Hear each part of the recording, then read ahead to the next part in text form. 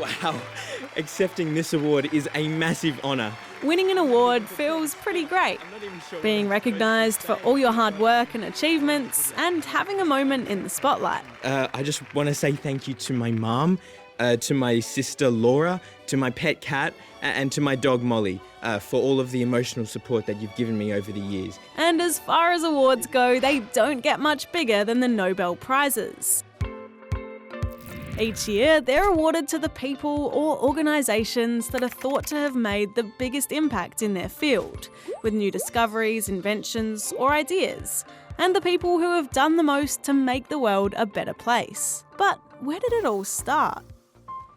Well, back in the 1800s, there was a Swedish man named Alfred Nobel. He was a chemist, engineer, and businessman, with hundreds of inventions. His most famous invention was dynamite, an explosive that could be safely moved around and stored. It was really useful for mining and building things like roads and railways, and it made Nobel very rich. But of course, it was also used for war.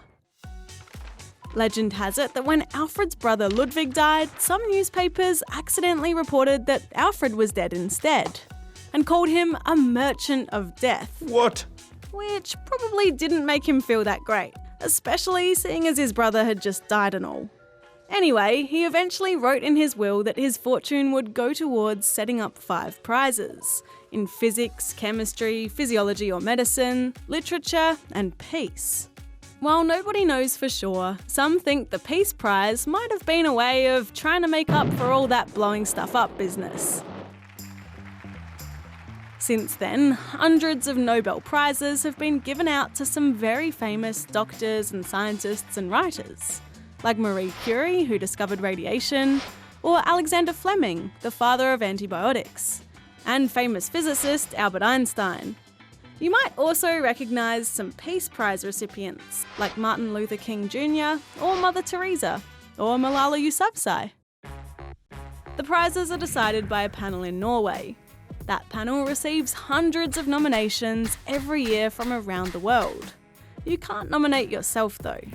For the prizes in physics, chemistry, medicine, and literature, nominations have to come from people who are experts in those fields. And for the Peace Prize, it has to be from a government, international court, university professor, or from someone who's won a Nobel Peace Prize before. Every Nobel Prize winner gets a gold medal and a stack of cash. These days it's about 1.3 million Aussie dollars. And while prize winners are free to do whatever they want with it, many have given their share to charities or causes that mean a lot to them. So who are this year's winners? Well, the Peace Prize went to Ethiopian Prime Minister Abiy Ahmed for his role in ending decades of conflict between his country and its neighbour Eritrea.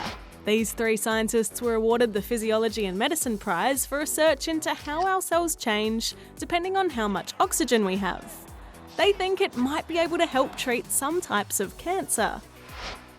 3 scientists also shared this year's Nobel Physics Prize for discovering an exoplanet, or a planet outside of our solar system that orbits a sun-like star. There were actually 2 literature prizes given out this year because last year's was postponed. The 2018 prize went to Polish author Olga Tokarczuk, and the 2019 prize went to Austrian Peter Handke.